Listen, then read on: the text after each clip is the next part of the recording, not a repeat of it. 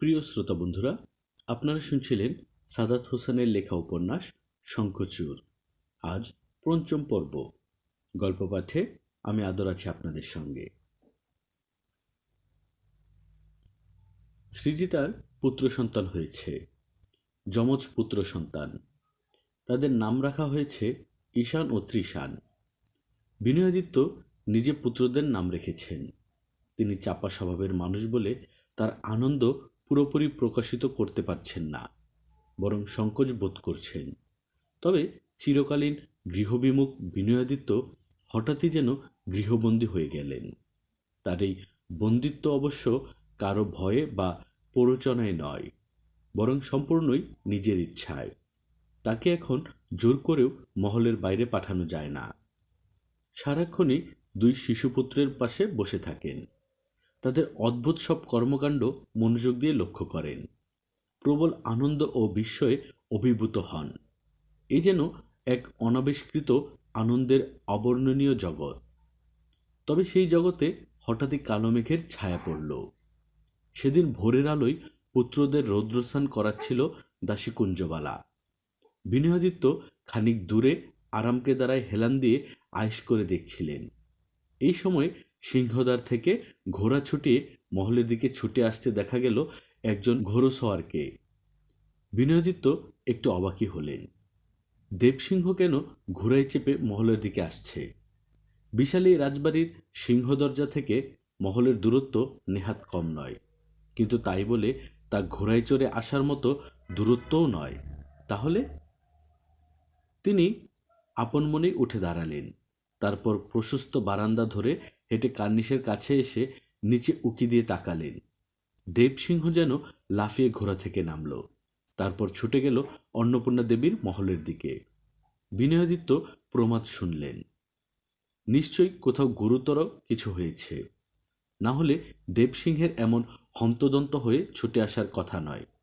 কিন্তু এই সাত সকালে কোথায় কি হয়েছে? এর কিছুক্ষণ পরেই স্বয়ং অন্নপূর্ণা দেবী এসে হাজির হলেন বিনয়াদিত্যের মহলে।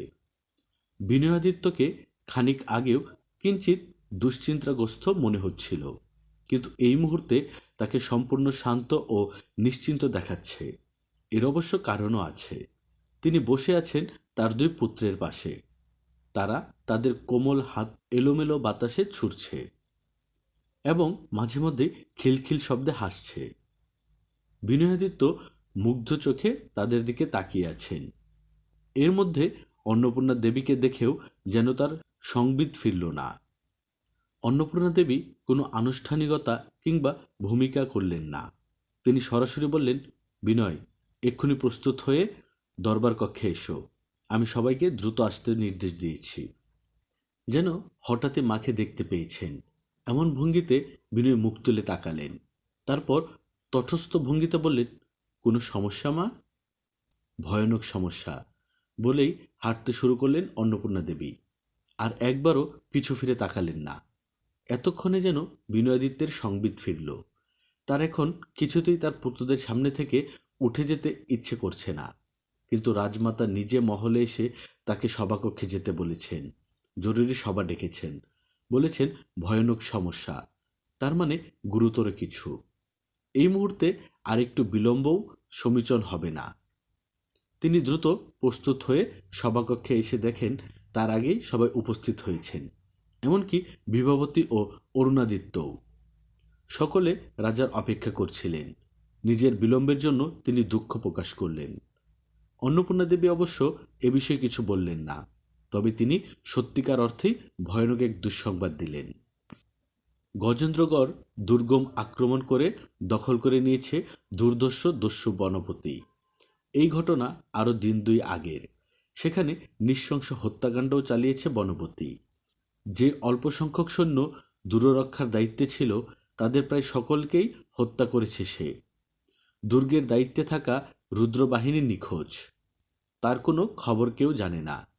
অনেকেই ধারণা করেছে তিনি শত্রুর হাতে বন্দী। কেউ কেউ অবশ্য বলছেন তিনি পলাতক। চন্দ্রগড় রাজবাড়ি থেকে প্রায় দিন পাঁচেকের পথ গজেন্দ্রগড়। ফলে সংবাদ বাহকের আসতে সময় লেগেছে। বুনো হাতি আর বাঘের জন্য বিখ্যাত এই জঙ্গল ঘেঁষে গড়ে উঠেছে প্রচুর নিম্ন আয়ের মানুষের বসতি। তারা বন থেকে কাঠ কেটে মধু সংগ্রহ করে এবং নদীতে মাছ ধরে জীবিকা নির্বাহ করে। প্রাকৃতিক সম্পদে পরিপূর্ণ এই অঞ্চলটি চন্দ্রগড়ের জন্য অত্যন্ত গুরুত্বপূর্ণ। এর প্রধানতম কারণ চন্দ্রাবতী নদী। এই নদী জলপথে কয়েকটি রাজ্যের গুরুত্বপূর্ণ বন্দরের সঙ্গে চন্দ্রগড়কে সংযুক্ত করেছে। ফলে ব্যবসায়ী থেকে শুরু করে সাধারণ যাত্রীদের কাছেও এটি যোগাযোগের একমাত্র কিংবা সবচেয়ে সহজ পথ। চন্দ্রাবতী একই সঙ্গে কৃষি, বাণিজ্য, অর্থনীতি এবং প্রতিবেশী রাজ্যগুলোর সঙ্গে চন্দ্রগড়ের সম্পর্ক উন্নয়নেও গুরুত্বপূর্ণ ভূমিকা পালন করে। এর কারণে ঐতিহ্যগতভাবেই এই অঞ্চলটি চন্দ্রগড় রাজপরিবারের সরাসরি তত্ত্বাবধানে পরিচালিত হয়। কোনো জমিদার বা ভূস্বামীকে এর দায়িত্ব দেওয়া হয় না। সমস্যা হচ্ছে জায়গাটি দুর্গম ও বিপদসংকুল এবং রাজ্যের কেন্দ্রে থেকেও অনেক দূরে। ফলে এর দেখভাল করাটা খুবই দুরূহ। তাছাড়া নদীর এই বনসংলগ্ন অংশটুকু তুলনামূলক সরু ও বিপজ্জনক বাঘ সমৃদ্ধ। ফলে দস্যুদের কাছে এই জায়গাটি হয়ে উঠেছিল লুণ্ঠনের জন্য সবচেয়ে আদর্শ জায়গা। প্রতি বছর এখান থেকেই নদীপথে যাতায়াতকারী যাত্রীদের আক্রমণ করে বিপুল পরিমাণ ধন সম্পদ লুণ্ঠন করেছে দস্যু বনপতি। রাজা বিজয়াদিত্য সিংহাসনে আরোহণের পরপরই বিষয়টিতে মনোযোগ দেন। তিনি গজেন্দ্রগড়ের বন ও নদী সংলগ্ন পুরনো দুর্গটি সংস্কার করে সেখানে বিপুল পরিমাণ সৈন্য নিযুক্ত করে সার্বক্ষণিক টহলেরও ব্যবস্থা করেছিলেন। এতে ধীরে ধীরে দস্যুদের দাপট কমে আসতে শুরু করে। এমনকি গত কয়েক বছরে দস্যু বনপতিকে আর কোথাও দেখাও যায়নি। কিন্তু হঠাৎ করে বিজয়াদিত্যের অসুস্থতা, যথাযথ তত্ত্বাবধান এবং অর্থনৈতিক সংকটের কারণে রাজ্যের দুর্গম রক্ষণাবেক্ষণের ক্ষমতা কমতে থাকে এই বিপুল পরিমাণ সৈন্যের ব্যয়ভার বহনের আর্থিক সামর্থ্য। ফলে ধীরে ধীরে দুর্গটি আবার অরক্ষিত হয়ে উঠতে শুরু করে। তবে তাতেও যে বিশেষ দুশ্চিন্তার কারণ ছিল তাও নয়, কারণ দুর্গ সক্রিয় হওয়ার পর থেকে দস্যু বনপতির আর কোনো তৎপরতা দেখা যায়নি। ফলে তার বিষয়টি সকলে প্রায় ভুলতেই বসেছিলেন। কিন্তু রাজবাড়ির এমন শুভ সময়ে এতদিন বাদে এই সংবাদটি আবার পরিবেশ থমথমে করে তুলল। বিনয়াদিত্যের পিতৃত্বের আনন্দ উদযাপন চাপা পড়ে গেল নতুন দুশ্চিন্তায়। অন্নপূর্ণা দেবী তাৎক্ষণিক সিদ্ধান্ত নিলেন অক্ষয়াদিত্য অতি দ্রুত গজেন্দ্রগড় দুর্গ অভিমুখে সৈন্যসহ যাত্রা করবেন এবং যে কোনো মূল্যে গজেন্দ্রগড় দুর্গ পুনরুদ্ধার করবেন। দুর্গের দায়িত্ব থাকা রুদ্রবাহিনীর খোঁজ পাওয়াটাও জরুরি। তিনি বেঁচে থাকলে তার কাছ থেকে দস্যুদল সম্পর্কে বিস্তারিত ধারণা পাওয়া যাবে। এই দুর্গ চন্দ্রগড় রাজবাড়ির সামর্থ্য, সম্মান ও সৌরজ্যের প্রতীক। সমস্যা হচ্ছে এই মুহূর্তে যুদ্ধযাত্রার মতো রাজ্যের নিয়মিত সৈন্য সংখ্যা নিতান্তই অপ্রতুল। তাছাড়া চন্দ্রগড় থেকে গজেন্দ্রগড়ের যে দূরত্ব, তাতে অল্প সময়ে অধিক পরিমাণে সৈন্য ও রসদ বহন করে নিয়ে যাওয়াটাও কঠিন। বিষয়টি উত্থাপন করলেন সতেন্দ্রমোহন। বললেন, রানীমা, অপরাধ মার্জনা করবেন। একটি অতি গুরুত্বপূর্ণ বিষয় সম্ভবত আমরা বিস্মিত হয়েছি। কি বিষয়? এখান থেকে অত দূরে অধিক সৈন্য নিয়ে যাওয়া অন্তত কঠিন, একই সঙ্গে ব্যয় সাপেক্ষ। কারণ সৈন্যদের সঙ্গে প্রয়োজনীয় রসদও বহন করতে হবে। আবার বড় সৈন্যবাহিনীকে যুদ্ধের জন্য সরবরাহ করার মতো প্রশিক্ষিত পর্যাপ্ত ঘোড়াও আমাদের নেই। ফলে পদাতিক সৈন্য পাঠাতে হলে কয়েক মাস সময় লেগে যেতে পারে। তাছাড়া কি, এই মুহূর্তে আমাদের অধীনে থাকা নিয়মিত সৈন্যের সংখ্যাও খুবই কম। কেন? অবাক গলায় বললেন অন্নপূর্ণা দেবী। রাজ্যের প্রতিরক্ষা প্রস্তুতির এই হাল কেন? রাজার অসুস্থতার পর থেকে নানাবিধ সংকটের মধ্য দিয়ে যেতে হয়েছে রাজ্যকে। বিশেষ করে গত কয়েক বছরে অর্থনৈতিক সংকটের কারণে রাজ্যের স্থায়ী সৈন্য সংখ্যা রসদ ব্যাপকভাবে সংকুচিত করা হয়েছিল। অন্য সভাসদ তারকানাথবাবু বললেন, নিয়মিত বেতনভুক্ত সৈন্যদের পরিবর্তে জরুরি অবস্থায় তাৎক্ষণিক চুক্তিভিত্তিক সৈন্য নিয়োগের দিকে মনোযোগী হয়েছিলেন রাজা। তাছাড়া আপনি জানেন, তিনি যুদ্ধ বিগ্রহেও তেমন আগ্রহী ছিলেন না, বরং সকলের সঙ্গে আলোচনার মাধ্যমে সমস্যার সমাধান করতে চাইতেন। কিন্তু এ কথা আগে কেন কখনো আমায় জানানো হয়নি, গম্ভীর কণ্ঠে বললেন অন্নপূর্ণা দেবী। এবার যেন থমকে গেলেন তারকানাথ। তবে সত্যেন্দ্রমোহন বললেন, রাজা স্বয়ং বিষয়টি আপনার কাছ থেকে গোপন রাখতে চেয়েছিলেন। তিনি ভাবতেন বিষয়টি আপনি পছন্দ করবেন না, যদিও এতে রাজ্যের ব্যয় সংকোচন সহজ হবে। আজ্ঞে, বললেন তারকানাথ। তিনি বলতেন, কবে কোথায় যুদ্ধ বাঁধবে সেটা ভেবে বছরের পর বছর বিপুল পরিমাণ সৈন্যদের অলস বসিয়ে রেখে তাদের পেছনে এত অর্থ খরচের অবস্থা রাজ্যের নেই। কিন্তু বলে থামলেন অন্নপূর্ণা দেবী। তারপর কিভাবে বললেন, হঠাৎ বহিঃশত্রু আক্রমণ বা রাজ্যের ভেতরেই অন্য কোনো অস্থিরতায় বল প্রয়োগের প্রয়োজন হলে তখন তা সামাল দেওয়ার বিষয়ে তার বক্তব্য কী ছিল। এবার কথা বললেন সেনাপতি অক্ষয়াদিত্য। তিনি বললেন, রানীমা, আপনি যথার্থই বলেছেন। এতে রাজ্যকে অন্যরা দুর্বল ভাবতে শুরু করেছে। গত কয়েক বছরে বিভিন্ন সময়ে জমিদারদের আচরণে যে অবাধ্যতা কিংবা ঔদ্ধত্যের আভাস পাওয়া গেছে তা কিন্তু এইসব কারণেই ঘটেছে। তারাও বুঝতে পারছিল যে আমাদের সংগঠিত শক্তিশালী সৈন্যবাহিনী নেই, আবার রাজারও বল প্রয়োগের ইচ্ছা কিংবা সামর্থ্য নেই। ফলে তারা রাজকর প্রদানসহ বিভিন্ন বিষয়ে রাজ্যকে অসহযোগিতা করতে শুরু করে। অথচ তারপরও রাজা কখনোই শক্তি প্রদর্শনের দিকে যাননি। আমি অসংখ্যবার বলার পরও না। এমনকি তিনি কোনোভাবেই নিয়মিত বেতনভুক্ত বড় সেনাবাহিনী পোষার বিষয়ে আগ্রহী ছিলেন না। অন্নপূর্ণা দেবী বেশ কিছুক্ষণ চুপ করে রইলেন। তার হঠাৎ মনে হলো, নিজের অসুস্থতার সময়ে রাজা বিজয়াদিত্য মানসিকভাবে দুর্বল ও হতাশ হয়ে পড়েছিলেন। ফলে নিজের অগোচরেই তিনি চন্দ্রগড় পরিবারকে অত্যন্ত দুর্বল ও অরক্ষিত করে তুলেছিলেন। সমস্যা হচ্ছে, সেই দুর্বলতা এখন এসে একসঙ্গে প্রকাশ পেতে শুরু করেছে। কিন্তু তিনি একা এই সব কিছু কী করে সামলাবেন? দীর্ঘ সময় পর অন্নপূর্ণা দেবী হঠাৎ বললেন, অক্ষয়, কিছুদিন আগেই রাজ্যের জমিদারদের নিজেদের নিয়মিত সেনাবাহিনীর একটি তালিকা সংগ্রহ করতে বলেছিলাম তোমাকে, সেটি করেছ? আজ্ঞে রানীমা। তুমি তালিকাটি আমায় দাও, আর এই মুহূর্তে চন্দ্রগড়ের যে পরিমাণ সৈন্য প্রস্তুত আছে তাদের নিয়েই গজেন্দ্রগড়ের উদ্দেশ্যে রওনা হও। কিন্তু হঠাৎই কথা বলে উঠল অরুণাদিত্য। সবার সকলেই তার কণ্ঠ শুনে মুখ ফিরিয়ে তাকালো। রাজ্যের এমন গুরুতর সামরিক সংকটে কিশোর অরুণাদিত্য কি বলতে চায়? অরুণাদিত্য বলল, কিন্তু চন্দ্রগড়ে থাকা সব সৈন্য একসঙ্গে নিয়ে যাওয়া হলে রাজধানীকে পুরোপুরি অরক্ষিত করে ফেলা হবে। সেটি কি ঠিক হবে?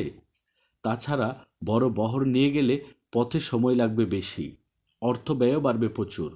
অন্যদিকে গজেন্দ্রগড় দুর্গে এই মুহূর্তে সুরক্ষিত অবস্থায় থাকা দুর্ধর্ষ একটি দস্যু বাহিনীর বিরুদ্ধে যুদ্ধে যাওয়ার আগে তাদের শক্তি ও উদ্দেশ্য সম্পর্কে যে স্পষ্ট ধারণা থাকা দরকার তা কি আমাদের আছে? অরুণাদিত্যের কথা শুনে সকলেই চমকিত বোধ করলেন, কিন্তু কেউ কিছু বললেন না। অরুণ বলল, খোলা প্রান্তরে শত্রুর সঙ্গে যুদ্ধ করা আর দুর্গের সুরক্ষিত দেয়ালের ভেতর প্রস্তুত কারো সঙ্গে খোলা প্রান্তর থেকে যুদ্ধ করা এক নয়। অরুণাদিত্যের এই কথায় সবচেয়ে বেশি অবাক হলেন অক্ষয়াদিত্য। তিনি কিছুক্ষণের মধ্যেই এই বিষয়গুলো সবাই উত্থাপন করতেন। এগুলো যে কোনো যুদ্ধেরই প্রাথমিক বিবেচ্য বিষয়, কিন্তু অরুণের মতো কারো কাছ থেকে এমন কথা তিনি আশা করেননি। অরুণ বলল, আমরা কি জানি দুর্গে এই মুহূর্তে কী পরিমাণ শত্রু সৈন্য রয়েছে, তাদের প্রস্তুতি কী, আর তাদের বিরুদ্ধে অভিযান চালাতে যাওয়ার আগে আমাদের কি প্রস্তুতি? সভাসদরা সকলে অরুণের দিকে অবাক দৃষ্টিতে তাকিয়ে রইলেন। এর আগে কখনো সে এসব নিয়ে আগ্রহ দেখায়নি। তাছাড়া ধরেই নিয়েছিলেন অক্ষয়াদিত্য কিছু সৈন্য নিয়ে গিয়ে খুব সহজেই গজেন্দ্রগড় দুর্গ পুনর্দখল করবেন। অক্ষয়াদিত্য যোদ্ধা হিসেবে সাহসী, রণকৌশলী হিসেবেও বুদ্ধিদীপ্ত, যদিও সেটি প্রকাশের সুযোগ খুব বেশি পাননি তিনি। এর অবশ্য কারণও আছে। রাজা বিজয়াদিত্য নিজেই সেনাবাহিনী কিংবা যুদ্ধ বিষয়ক সকল সিদ্ধান্ত গ্রহণ করতেন। ফলে সেনাপতি হওয়া সত্ত্বেও অক্ষয়াদিত্যের ক্ষমতা ও সিদ্ধান্ত গ্রহণের পরিসর ছিল খুবই সীমিত। রাজার সিদ্ধান্ত ছাড়া তিনি কিছুই করতে পারতেন না। কিন্তু সকলে এটিও জানেন যে আপৎকালীন রাজা হিসেবে বিনয়াদিত্য অন্তত এসব বিষয়ে কিছুই বলবেন না। অন্নপূর্ণা দেবী কোনো প্রতিক্রিয়া দেখালেন না। তিনি শান্ত স্বরে সভাসদদের উদ্দেশ্যে বললেন, স্থায়ী সৈন্য সংকোচনের যে সিদ্ধান্ত রাজা বিজয়াদিত্য নিয়েছিলেন তা খুবই ভালো এবং বুদ্ধিদীপ্ত ছিল। কবে কার সঙ্গে কখন যুদ্ধ বাঁধবে সেটা চিন্তা করে বছরের পর বছর বিপুল পরিমাণ সৈন্য পুষে তাদের অলস বসিয়ে রেখে প্রজাদের কষ্টার্জিত করের অর্থ অপচয় করার তো কোনো যুক্তি নেই, তাই না? খানিক আগেই যারা রাজা বিজয়াদিত্যের সিদ্ধান্তের সমালোচনায় উচ্চকিত হয়ে উঠতে চেয়েছিলেন, তারাই যেন রাজমাতার এই কথায় হঠাৎ মুখ নিচু করে ফেললেন। অন্নপূর্ণা দেবী বললেন, তবে জরুরি পরিস্থিতিতে রাজ্যের যুদ্ধকালীন কৌশল কি হবে সেটিও বিবেচনা করতে হবে। আজ থেকে রাজ্যের জমিদারদের একটি নিয়ম অবশ্যই পালন করতে হবে। প্রতি বছর তারা যখন রাজকর প্রদান করবে, তখন রাজকরের সঙ্গে সঙ্গে তাদের অধীনে থাকা সৈন্যদের একটি হালনাগাদ তালিকাও রাজদরবারে পেশ করতে হবে এবং রাজা যে কোনো মুহূর্তে জমিদারদের সৈন্যদের রাজ্যের যে কোনো প্রয়োজনে ব্যবহার করতে পারবেন, এমনকি নিজেদের সৈন্যবাহিনীতে অন্তর্ভুক্ত ও যুদ্ধ করাতেও পাঠাতে পারবেন। অন্নপূর্ণা দেবী থামলেও কেউ কোনো কথা বললেন না, যেন এমন সিদ্ধান্তের বাস্তবায়ন নিয়ে সকলের মধ্যেই সংশয় রয়েছে। শক্তিশালী সক্ষম জমিদারেরা যেখানে সুযোগ পাওয়া মাত্রই রাজ্যের নিয়ন্ত্রণ অমান্য করতে চান, বশ্যতা অস্বীকার করে বিদ্রোহ করার সুযোগ খোঁজেন, সেখানে রাজার প্রয়োজনে যে কোনো সময়ে তারা তাদের লোকবল দিতে বাধ্য থাকবেন, এটি ভাবা দুষ্কর।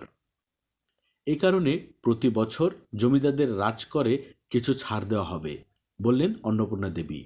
আর যারা রাজ্যের প্রয়োজনে অধিক সংখ্যক সৈন্য প্রদান করবে, তাদের রাজকর ওই নির্দিষ্ট বছরের জন্য পুরোপুরি মওকুফ করে দেওয়া হবে। অন্নপূর্ণা দেবী থামলেও কেউ কোনো কথা বললেন না। তিনিই বললেন, এবং রাজ্যের একটি বিশেষ সুপ্রশিক্ষিত ক্ষুদ্র সেনাবাহিনী থাকবে। সংখ্যায় অল্প হলেও তাদের অত্যন্ত দক্ষ হতে হবে। সার্বক্ষণিক কোনো না কোনো দায়িত্ব তাদের উপর ন্যস্ত থাকবে, অর্থাৎ যুদ্ধ পরিস্থিতি ছাড়া অন্য সময়ে তারা অলস বসে না থেকে উৎপাদনশীল কাজে ভূমিকা রাখবে, যাতে তারা নিজেরাই নিজেদের ব্যয়ভার বহন করতে পারে। আর এই কারণে এই বাহিনীর স্থায়ী অবস্থান হবে গজেন্দ্রগড় দুর্গে। গজেন্দ্রগড় দুর্গে যেন সকলেই সমস্বরে প্রশ্নটি করলেন। রাজধানী চন্দ্রগড়ে না রেখে এই বিশেষ বাহিনীকে গজেন্দ্রগড়ে কেন রাখা হবে? কারণ জায়গাটি আমাদের জন্য অতি গুরুত্বপূর্ণ, আবার একই সঙ্গে অরক্ষিত ও বিপদাপন্নও। ফলে বিশেষ কোনো প্রয়োজন ছাড়া তাদের আর সেখান থেকে রাজধানী চন্দ্রগড়ে আনা হবে না। তাছাড়া গজেন্দ্রগড়ে তারা নানা ধরনের অর্থনৈতিক বাণিজ্যিক কাজেও ব্যস্ত থাকবে, যাতে নিজেদের ব্যয়ভার তারা সেখান থেকে নিজেরাই উৎপাদন করতে পারে। এতক্ষণের আলোচনায় এই প্রথম যেন উপস্থিত সভাসদেরা নড়েচড়ে বসলেন। তারা বুঝতে পারলেন যে রাজমাতা এখন থেকে রাজ্যের জমিদারদেরও শক্তি প্রদর্শনপূর্বক অনুগত রাখতে চান।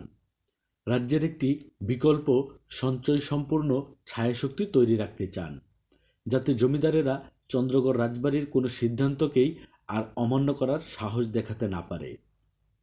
অক্ষয়াদিত্য বললেন, তার মানে চন্দ্রগড় রাজবাড়ির মূল সেনাবাহিনীর বাইরেও একটি ছায়া সৈন্যদল থাকবে গজেন্দ্রগড়ে।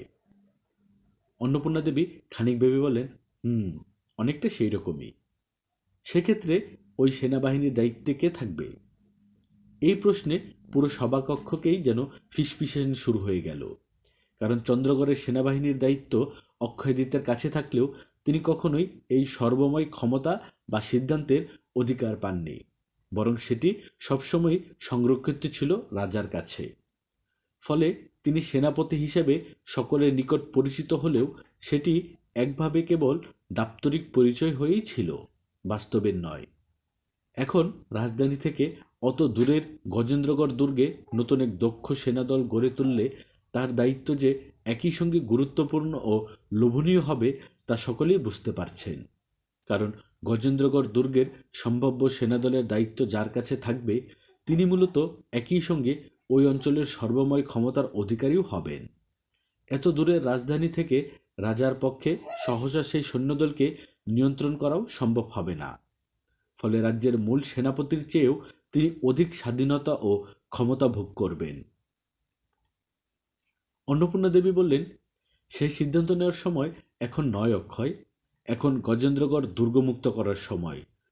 তুমি আজই 200 ঘোড়া সওয়ার নিয়ে গজেন্দ্রগড়ের উদ্দেশ্যে রওনা হয়ে যাও, আর তোমার সঙ্গে বিষ্ণুদেবও থাকবে। সে যুদ্ধে অংশ না নিলেও গজেন্দ্রগড়ের বিষয়ে নানান তথ্য সংগ্রহ করবে। গুপ্তচর হিসেবে পরীক্ষিত, আমার বহুদিনের বিশ্বস্ত সঙ্গী। আজ্ঞে, বললেন অক্ষয়াদিত্য। কিন্তু মাত্র 200 সৈন্য?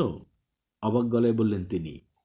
জনশ্রুতি আছে যে বনপতির দস্যুদলের অন্তত 5 শতাধিক প্রশিক্ষিত দুর্ধর্ষ দস্যু আছে।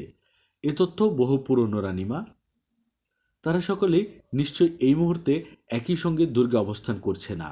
আগে তাদের সংখ্যা ও শক্তি সম্পর্কে নিশ্চিত হবে, তারপর করণীয় ঠিক করবে।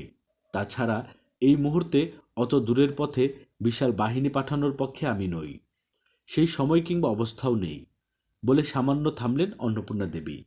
তারপর বললেন, আমি বরং জলন্দপুরের জমিদার ইন্দ্রনারায়ণের কাছে সৈন্য সহায়তা চেয়ে লোক পাঠাচ্ছি।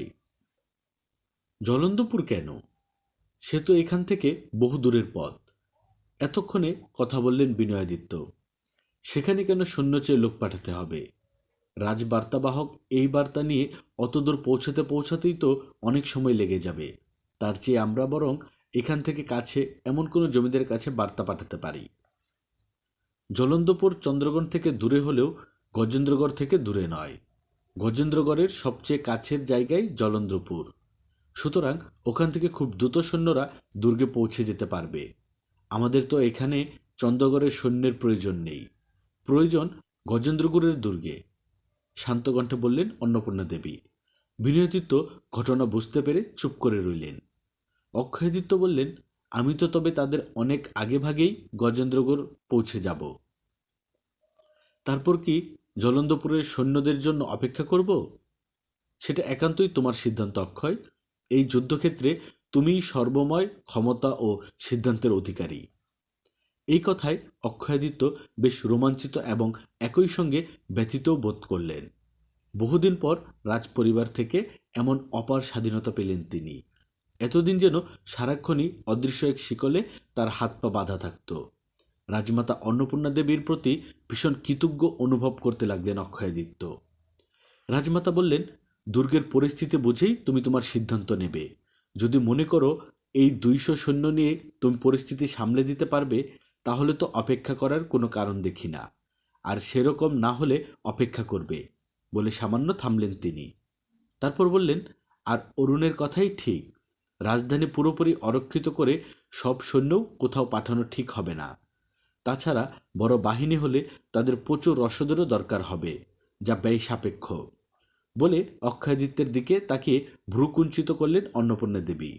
তারপর বললেন, সামান্য এক দস্যু বাহিনীর জন্য যদি চন্দ্রগড় রাজ্যের সর্বশক্তি নিয়োগ করতে হয়, তাহলে সেটি লজ্জার অক্ষয়। আমার ধারণা এই 200 সৈন্যই যথেষ্ট। তুমি শুধু অবস্থা বুঝে ব্যবস্থা নেবে বলে নিজের আসন ছেড়ে উঠে দাঁড়ালেন অন্নপূর্ণা দেবী। তারপর সকলের দিকে নাও চাইতে পারতাম, কিন্তু তারপরও এই সহযোগিতা চাওয়ার পেছনে অন্য কারণ আছে। আমি চাই জলন্দপুর জমিদারের কাছে সৈন্য চাওয়ার মাধ্যমে রাজ্যের প্রতি তার মানসিকতাটা স্পষ্ট হোক এবং একই সঙ্গে অন্য জমিদারদের ভাবনা সম্পর্কেও একটা ধারণা পাওয়া যাক। জরুরি এই সবার শেষের দিকে এসে সভাসদদের হঠাৎই মনে হতে লাগলো এই সভাটি চন্দ্রগড় রাজ্যের ভবিষ্যতের জন্য অত্যন্ত গুরুত্বপূর্ণ এবং রাজমাতা অন্নপূর্ণা দেবী আজকের সভায় যেসব সিদ্ধান্ত নিয়েছেন তার আড়ালে হয়তো আরও গভীর ও গূঢ় কোনো চিন্তাও তার রয়েছে, কিন্তু তিনি তা এই উন্মুক্ত সভায় সকলের সামনে প্রকাশ করতে চান না, রেখে দিতে চান নিজের এবং সময়ের কাছে। কিন্তু প্রশ্ন হচ্ছে, জলন্দপুরের জমিদারের কাছে তিনি কাকে পাঠাবেন? সবাই এই প্রশ্ন উঠল। রাজমাতা অন্নপূর্ণা দেবীও বিষয়টি নিয়ে ভাবছিলেন। সত্যেন্দ্রমোহন কিংবা তারকানাথ বাবুই এর জন্য যথাযথ লোক। কিন্তু উপস্থিত সবাইকে চমকে দিয়ে যুবরাজ অরুণাদিত্য হঠাৎ উঠে দাঁড়ালো। তারপর স্পষ্ট কণ্ঠে বলল, চন্দ্রগড় রাজবাড়ির বার্তাবাহক হিসেবে আমি যেতে চাই জলন্দপুর। তার এই কথা যেন রাজদরবারের প্রবল কম্পন তৈরি করল। সকলেই বড় বড় চোখ করে অরুণাদিত্যের দিকে তাকিয়ে রইল। কিন্তু অরুণাদিত্যের দৃষ্টি নির্লিপ্ত, চোয়াল প্রতিজ্ঞাবদ্ধ। সেখানে সংশয়ের কোনো ছায়া নেই। অন্নপূর্ণা দেবী এবার আর তার বিস্ময় লুকালেন না। তিনি বিস্মিত কণ্ঠে বললেন, তুমি কি বুঝতে পারছো তুমি কি বলছো? আজ্ঞে, পারছি।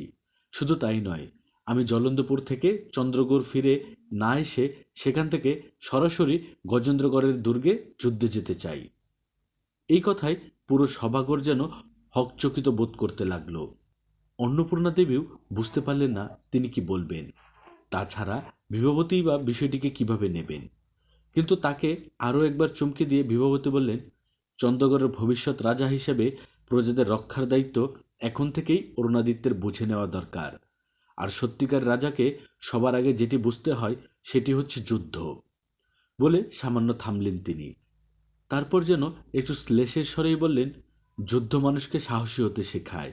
আর রাজা যদি সাহসী না হয় তবে তা রাজ্য ও প্রজা উভয়ের জন্যই দুর্ভাগ্যের। তার মানে তুমিও চাইছো অরুণ জলন্দপুর যাক, গজেন্দ্রগড়ের যুদ্ধে অংশ নিক? তার মানে তুমিও চাইছো অরুণ জলন্দরপুর যাক, গজেন্দ্রগড়ের যুদ্ধে অংশ নিক? আমার মনে হয় না এখন আর অরুণের জীবনের সিদ্ধান্ত আমার নেওয়া উচিত। কদিন বাদেই সে এই রাজ্যের হাজার হাজার প্রজার জীবনের সিদ্ধান্ত নেবে। সুতরাং এখন যদি সে নিজের জীবনের সিদ্ধান্তই না নিতে পারে তাহলে চলবে কি করে? বিভাবতীর কথা শুনে অন্নপূর্ণা দেবী হকচকিয়ে গেলেন। নিজের সন্তান নিয়ে বিভাবতীর নানাবিধ দুশ্চিন্তা ছিল, অথচ সেই বিভাবতীই কিনা অরুণাদিত্যের এমন দুঃসাহসী সিদ্ধান্তকে সমর্থন দিচ্ছেন। অন্নপূর্ণা দেবী আকস্মাৎ মনে হলো, এতদিন তিনি যে বিভাবতীকে দেখে এসেছেন এই বিভাবতী সেই বিভাবতী নয়, বরং চন্দ্রগড়ের ভবিষ্যৎ আকাশে যে ঘন কালো মেঘের আনাগোনা শুরু হয়েছে তা বিভাবতীরও দৃষ্টি এড়ায়নি। ফলে সেই ঝড়ের মুখোমুখি হতে তিনি সাধ্যমতো নিজেকে প্রস্তুত করার চেষ্টা করছেন। অন্নপূর্ণা দেবী অবশ্য এতে অখুশি নন। তিনি নিজেও বরং তার সাধ্যের সবটুকু দিয়েই চেষ্টা করছেন অরুণাদিত্যের রাজসিংহাসনে আরোহণ ও তৎপরবর্তী সময়টা নিষ্কণ্ঠক করে গড়ে তুলতে। কিন্তু তিনি জানেন সেটি সহজ নয়, কারণ মানুষ খালি চোখে যা দেখতে পায় তার চেয়েও ঢের বেশি জিনিস সে দেখতে পায় না। আর সেই অদৃশ্য জিনিসগুলোই সবচেয়ে বেশি ভয়ঙ্কর। তিনি চেষ্টা করে যাচ্ছেন সেই ভয়ঙ্কর অদৃশ্য বিষবৃক্ষগুলোর মূল উৎপাটন করতে। কিন্তু অন্নপূর্ণা দেবী জানে না তিনি তা কতটুকু পারবেন কিংবা আদৌ পারবেন কি না। অক্ষয়াদিত্য গজেন্দ্রগড়ের উদ্দেশ্যে রওনা হয়ে গেলেন সেই রাতেই। অরুণাদিত্য অবশ্য একদিন অপেক্ষা করল। সে অন্নপূর্ণা দেবীর কাছ থেকে নানা নির্দেশনা শুনল, মায়ের সঙ্গে কথা বলল, তারপর যাত্রা শুরু করল পরদিন ভোরে। যাত্রায় তার সঙ্গী হলেন বর্ষিয়ান সভাসদ তারকানাথ বাবু। জলন্দপুরের জমিদার ইন্দ্রনারায়ণের সঙ্গে তার ব্যক্তিগত চেনাজানা রয়েছে। ফলে অরুণাদিত্যের জীবনের প্রথম দায়িত্বশীল এই অভিযাত্রায় সঙ্গী হলেন তিনি। তবে এই যাত্রার আগে দুটি কাজ করল অরুণ। প্রথম কাজটি হলো সৃজিতার সঙ্গে দেখা করা। সন্ধ্যায় সৃজিতার ঘরে আলো জ্বেলে দিচ্ছিল কুঞ্জবালা। ঠিক সেই মুহূর্তে ঘরে ঢুকে পড়ল অরুণ। তাকে দেখে সৃজিতা এবং কুঞ্জবালা দুজনে ভরকে গেল। ততস্থ ভঙ্গিতে ছিটকে গেল দেয়ালের দিকে, যেন ঘরে ভয়ঙ্কর কিছু ঢুকেছে। অরুণ অবশ্য কোনো প্রতিক্রিয়া দেখালো না। সে খুব স্বাভাবিক ভঙ্গিতেই বলল, কেমন আছো তুমি? সৃজিতা জবাব দিতে গিয়েও কথা খুঁজে পেল না। তার হঠাৎ মনে হলো মাত্র 2 বছরেই অরুণ অনেক বড় হয়ে গেছে, লম্বাও ছাড়িয়ে গেছে তাকে। তার দেখা সে প্রথম দিনের অরুণের সঙ্গে এর কোনো মিলই নেই। এ যেন আস্ত এক পুরুষ মানুষ। অরুণ বলল, কাকু নেই? না, মৃদুকণ্ঠে জবাব দিল সৃজিতা। তারপর তড়িঘড়ি করে বলল, মায়ের সঙ্গে জরুরি কি কথা বলতে গেলেন? তবে এখনই চলে আসবেন। অরুণ হাসল। ভয় পাচ্ছ? কাকে? আমাকে? তোমাকে ভয় পাবো কেন? সাহসের অভাবে। কিসের সাহস? মুখোমুখি হওয়ার সাহস। সৃজিতা এই কথায় চুপ করে রইল। অরুণ বসল।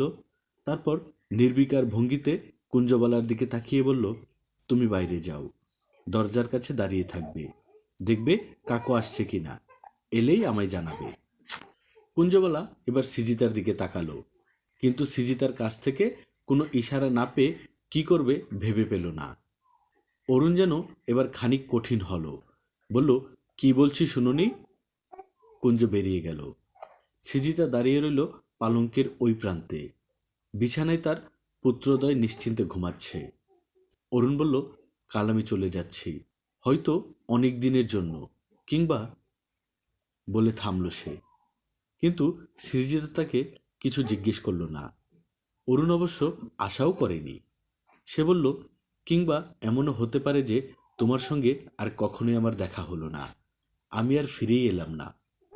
বলে হয়তো সৃজিতার প্রতিক্রিয়া বোঝার চেষ্টা করল সে, কিন্তু সৃজিতা কোনো প্রতিক্রিয়া দেখালো না, দাঁড়িয়ে রইল স্থির। অরুণ বলল, তোমাকে তাই কিছু কথা বলে যেতে চাইছিলাম। সৃজিতা চুপচাপ দাঁড়িয়ে রইল। অরুণ বলল, বিয়ের ঠিক আগের দিন আমি কেন ভাবে পালিয়ে গিয়েছিলাম তোমার তা জানতে ইচ্ছা হয়নি? সৃজিতা কথা বলল না। অরুণ বলল, তুমি সেদিন সন্ধ্যায় হঠাৎ মুখ লুকিয়ে যে কাঁদছিলে, তখন আমি বুঝতে পারিনি যে তুমি কেন কাঁদছ। ভেবেছিলাম আমার কথায় কষ্ট পেয়েছ, পরে ঠিকই হয়ে যাবে। কিন্তু এরপর দিনের পর দিন তুমি আর আমার সঙ্গে আগের মতো কথা বলতে না, নানা অজুহাতে এড়িয়ে যেতে লাগলে। তখন আমার কি হলো জানো? সৃজিতা চোখ তুলে তাকালো। সেখানে কৌতূহল, কিন্তু নিঃশব্দ সে। অরুণ বলল, আমার হঠাৎ প্রচণ্ড কষ্ট হতে লাগলো। মনে হতে লাগলো আমি তোমায় মিথ্যা বলেছিলাম, তোমাকে আমার বিয়ে করতে ইচ্ছে করছে না বা ভালো লাগছে না। ওই কথাটি সত্যি না। আমি সম্ভবত আমার নিজেকে তখনও বোঝাতেই পারিনি। কিন্তু ওই দিনের পর থেকে আমি যেন বুঝতে লাগলাম, আমি আসলে তোমাকেই বিয়ে করতে চাই, সারাক্ষণ তোমার সঙ্গে থাকতে চাই। শুধু কাকু কেন, পৃথিবীর আর কারো সঙ্গে তোমার বিয়ে হলে, এমনকি কথা বলতে দেখলেও আমার ভালো লাগবে না, কষ্টে মরেই যাব। অরুণের গলা কি খানিক ভার হয়ে এলো। নিজেকে সামলে নিতে কি কিছুটা সময় নিল সে। অরুণ বলল, আমি যে প্রায়ই লুকিয়ে লুকিয়ে মহলের বাইরে চলে যেতাম, কার কাছে জানো? সবাই ভাবতো আমার যে কিছু বন্ধু হয়েছে ওদের কাছে। এটি আসলে পুরোপুরি সত্যি নয়। শেষ কয়েক বছর আমি অন্য কোনো একজনের কাছে যেতাম। সে কে জানো? সৃজিতা চুপ করে রইল। অরুণ বলল, এই মহল, এই এত এত নিয়মকানুনের মধ্যে সারাক্ষণ থাকতে আমার ভালো লাগতো না। বাইরে কত স্বাধীনতা, কোনো নিয়মকানুন নেই। ফলে ওখানে আমার কিছু বন্ধু জুটে গেল, কিন্তু রাজবাড়ির কেউ তাদের সঙ্গে মিশতে পারবে না। এই জন্য আমি লুকিয়ে চুরিয়ে যেতাম। তারপর একদিন অদ্ভুত এক ঘটনা ঘটল, বলে সামান্য থামল অরুণ। তারপর বলল, পুরনো লাল মন্দিরটার কাছে এক সন্ধ্যায় লুকোচুরি খেলছিলাম আমরা। মন্দিরের পেছনে বড় একটা বটগাছ আছে, ওটা দিয়ে নানান ভয়ের গল্পও শুনেছিলাম। কিন্তু হঠাৎই কাছেই একজনের পায়ের শব্দ পেয়ে আমি কিছু না ভেবেই গাছটার লতা বেয়ে উপরে উঠে গেলাম। দীর্ঘ সময় পেরিয়ে গেলেও কেউ আর আমায় খুঁজতে এলো না। ততক্ষণে সন্ধ্যা হয়ে গেছে। আমি ঝোপের আড়াল থেকে মাথা বের করতেই বুঝলাম আমায় না পেয়ে অন্যরা সবাই চলে গেছে। ভয়ে তড়িঘড়ি করে বের হতে গিয়ে দেখি ঘনলতায় আমার পা বেখাপ্পাভাবে আটকে গেছে। অনেক চেষ্টা করেও সেই পা আর আমি ছোটাতে পারলাম না। জলের পাত্র থেকে খানিক জল খেয়ে গলা ভিজিয়ে নিল অরুণ। তারপর বলল, কি করব তখন আমি? অনেকক্ষণ চেষ্টা করেও ছুটতে না পেরে কাঁদতে লাগলাম। গাছের ডালে দুই পা ঝুলিয়ে বসে রইলাম। দুটো পাই এমনভাবে আটকে গেছে যে হাত বাড়িয়ে পায়ের নাগালও পাচ্ছিলাম না। এভাবে কতক্ষণ গেল জানি না। হঠাৎ টের পেলাম কিছু একটা আমার জামার ভেতর ঢুকে যাচ্ছে, ঠান্ডা খসখসে। সাপ। নিজের অজান্তে অস্পষ্ট বলল সৃজিতা। সাপ। আমি কাঁদতে কাঁদতেই বলতে লাগলাম, সাপ, সাপ। মনে হলো তীব্র আতঙ্কে আমি মরে যাব। সাপটা আমার গলার কাছ দিয়ে জামার ভেতরে ঢুকে গেছে। আমি অন্ধকারেও চোখ বন্ধ করে আছি, অপেক্ষা করছি কখন ছোবল মারবে। এই সময়ে নিচ থেকে কেউ একজন বলল, মানুষ সাপ যতটা ভয় পায়, সাপ মানুষকে তার চেয়েও বেশি ভয় পায়। আর মানুষ অকারণে আঘাত করলেও সাপ কখনোই অকারণে আঘাত করে না, সে আঘাত করে ভয় থেকে। বিপদে স্থির থাকো, ভালো করে খেয়াল করো, ওখানে কোনো সাপ নেই। আমি হতভম্ব অবস্থায় বসে রইলাম। লোকটা হঠাৎ বলল, নিচে নেমে এসো। আমি বললাম, কিভাবে নামবো? আমার পা আটকে আছে। সে বলল, তোমার পা কোথাও আটকে নেই, ওটা তোমার মনের ভয়। এই গাছ নিয়ে তুমি নানা রকম ভয়ের গল্প শুনেছ, সেই ভয়ে অন্ধকারে সাপ হয়ে ফিরে এসেছে, লতা হয়ে পা আটকে ধরেছে। এখন দেখো তোমার পা কোথাও আটকে নেই। আমি অবাক হয়ে দেখলাম তার কথা সত্য। আমার পা লতায় সামান্য পেঁচিয়ে ছিল ঠিকই, কিন্তু তা অমন ভয় পাওয়ার মতো কিছু নয়।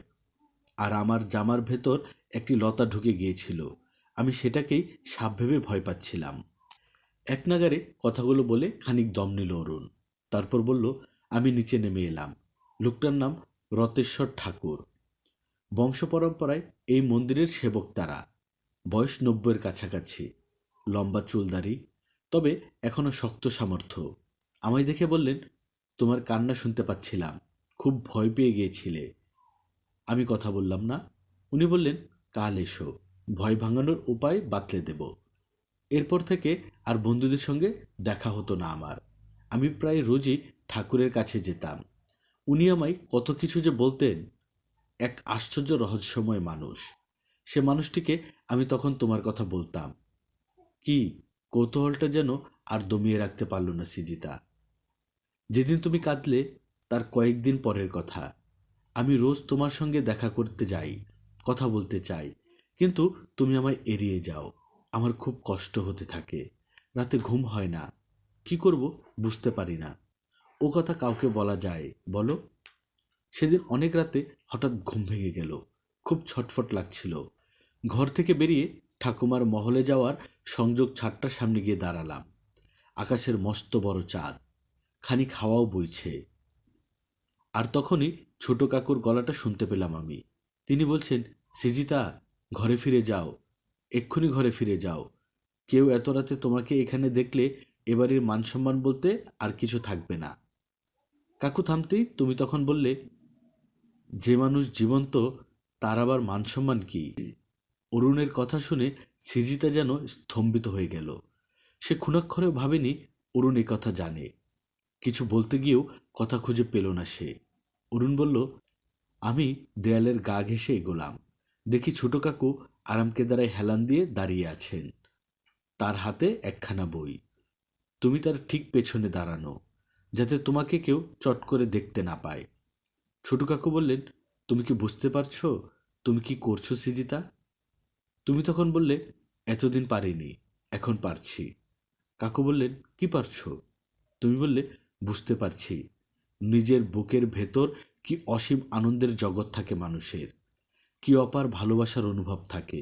অথচ আমি সেসব ফেলে সারা জীবনের জন্য যন্ত্রণা বেছে নিচ্ছিলাম, জীবন ফেলে মৃত্যুকে কাছে টেনে নিচ্ছিলাম।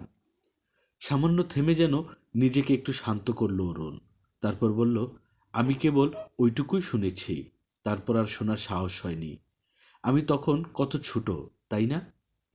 কিন্তু ওইটুকু ছোট একটা বুকেও যে অত কষ্ট থাকতে পারে, ওই ঘটনা না হলে আমি তা কখনোই বিশ্বাস করতে পারতাম না। হয়তো অন্য কেউ করতো না, বরং আমায় নিয়ে হাসতো। কাকু সম্ভবত তোমায় বোঝানোর চেষ্টা করতে লাগলেন, কিন্তু তুমি কিছুতেই বুঝতে চাইলে না। আমি চলে এলাম।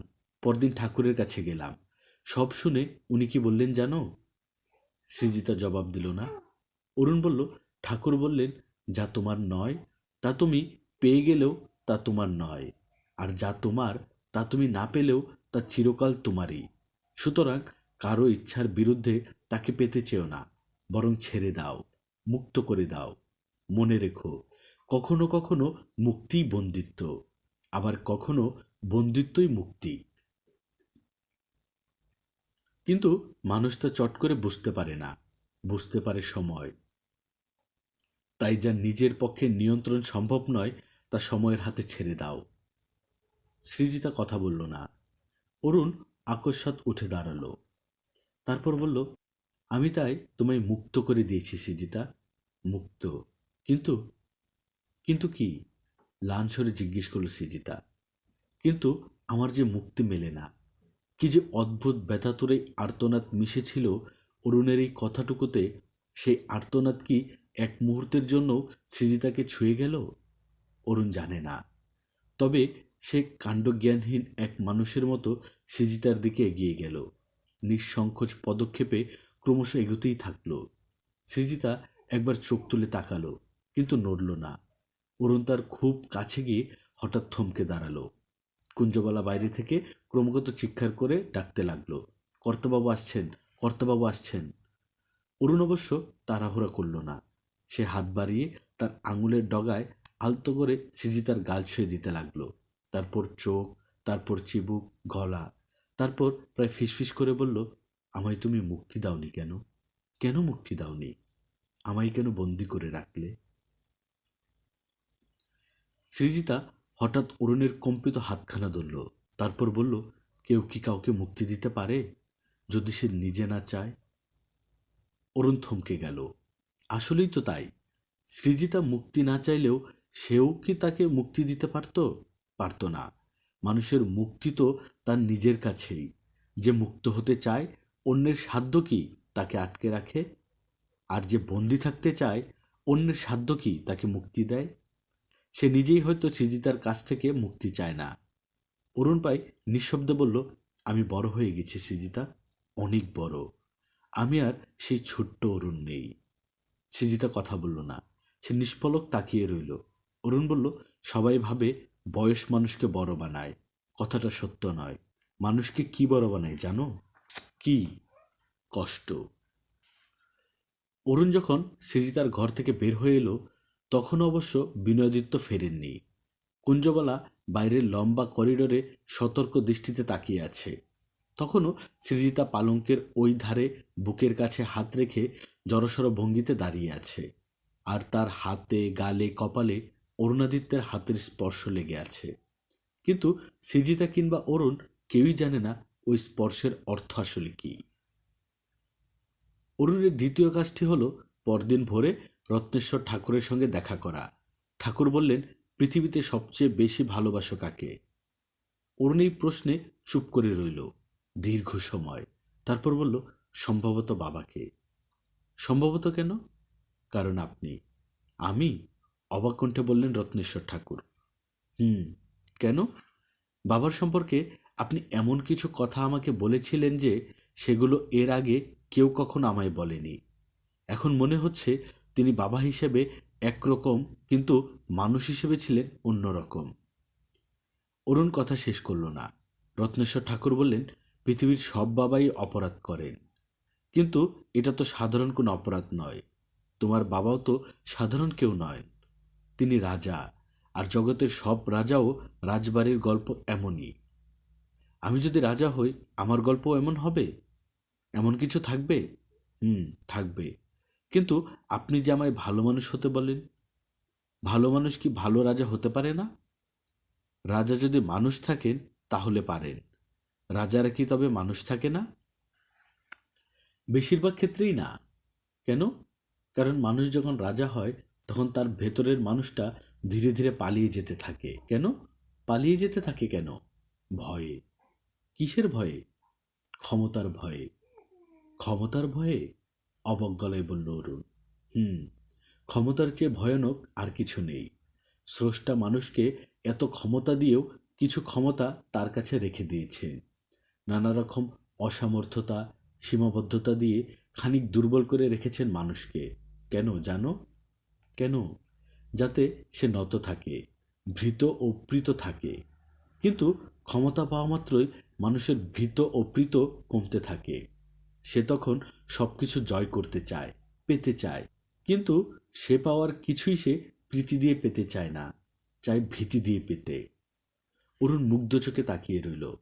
আচ্ছা, এ মানুষটার সঙ্গে কি তার আবার দেখা হবে? কথাটা বলল সে। রত্নেশ্বর বললেন, হবে। সত্যি? সত্যি বলে সামান্য হাসলেন তিনি। তারপর বললেন, বাবাকে ভালোবাসায় দোষ নেই, তিনি অশুদ্ধ হলেও না। আসলে অশুদ্ধ বলে কাউকে ভালোবাসা যাবে না, এই ভাবনাটি ঠিক নয়। জগতে পরিপূর্ণ শুদ্ধ মানুষ বলতে তো কেউ নেই, তাই অশুদ্ধকে ভালোবেসে তাকে শুদ্ধ করে তুলতে হবে, সেটিই বরং সত্যিকারের ভালোবাসা। সুতরাং তোমার বাবা যদি ভয়ানক অপরাধীও হন, তাকে ভালোবাসায় কোনো অপরাধ নেই।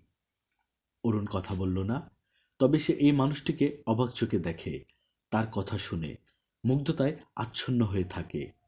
শেষ কয়েক বছরে কত কত গল্প, ভাবনা, দর্শন যে সে এই মানুষটির কাছ থেকে শুনেছে, তার ইয়ত্তা নেই।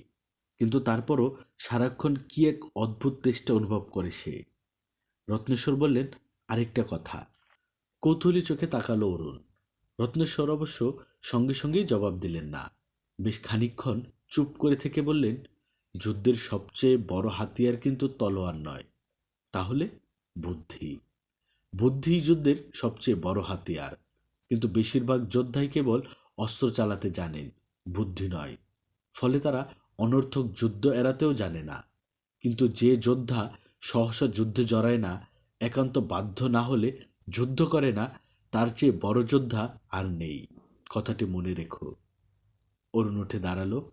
মন্দিরের বাইরে তার ঘোড়া অপেক্ষা করছে, সঙ্গে তারকানাথ বাবু ও কয়েকজন সশস্ত্র দেহরক্ষী। সে রত্নেশ্বর ঠাকুরের কাছ থেকে বিদায় নিয়ে ঘুরে দাঁড়াতেই ঠাকুর আবার তাকে ডাকলেন। তারপর শান্ত সৌম্য কণ্ঠে বললেন, আর মানুষের সবচেয়ে বড় ক্ষতটা শরীরে হয় না, হয় মনে। শরীরের ক্ষত দৃশ্যমান বলে তা সকলে দেখতে পায়, ব্যথাটা বুঝতে পারে, সারাতে উদ্গ্রীব হয়ে ওঠে। কিন্তু মনের ক্ষত মানুষ নিজে ছাড়া আর কেউ দেখতে পায় না বলে তা সারানোরও কেউ থাকে না, তাই ওটা নিজেকেই সারিয়ে তুলতে হয়। আর যে মানুষ নিজেই নিজের মনের ক্ষত সারিয়ে তুলতে পারে, তার চেয়ে শক্তিশালী আর কেউ নেই। সেই সবচেয়ে বড় যোদ্ধা। জানোই তো, যে যত বড় যোদ্ধা সে তত বড় বিজয়ী। সুতরাং যে কোনো যুদ্ধে জিততে চাইলে সবার আগে নিজের অন্তরের ক্ষত নিজেকেই সারাতে জানতে হবে। প্রিয় শ্রোতা বন্ধুরা, আপনারা শুনছিলেন সাদাত হোসেনের লেখা উপন্যাস শঙ্খচূড়। আজ পঞ্চম পর্ব।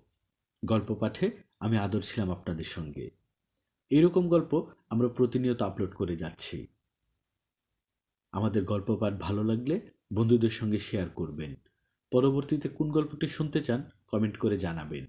আর আপনি যদি আমাদের চ্যানেলে নতুন হয়ে থাকেন, তাহলে অবশ্যই আমাদের চ্যানেলটি সাবস্ক্রাইব করতে ভুলবেন না। আজকের মতো এখানেই বিদায় নিচ্ছি। সবাই ভালো থাকবেন, সুস্থ থাকবেন, সুন্দর থাকবেন। আল্লাহ হাফেজ।